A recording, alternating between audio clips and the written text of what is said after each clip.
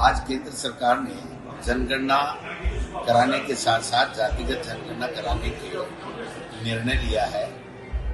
Rahul Gandhi ji, Congress party, खड़गे साहब सब यही कह रहे थे कि इस देश में जातिगत जनगणना जरूरी है, जिससे SC ST का जो आरक्षण है वो आरक्षण उसकी जनगणना से अगर कम मिल रहा है तो उसको ज्यादा मिले।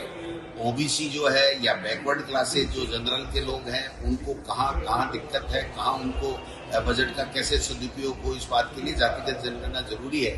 तो राहुल गांधी जी ने कहा था जब तक जातिगत जनगणना नहीं होगी, जो हमारे संविधान में समानता का अधिकार है और जो हम पिछड़ों को, जो दलितों को आगे लाने की हम बात कर रहे हैं, वो पूरी तरीके से उसकी पालना नहीं होगी।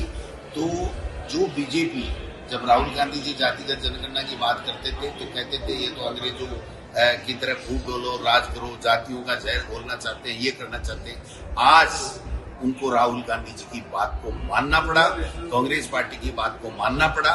जातिगत जनगणना भी होगी और SC ST OBC जो बैकवर्ड EWS है, उन सबको जो उसका अधिकार है, जितनी उनकी भागीदारी है, उतनी उसकी हिस्सेदारी होगी।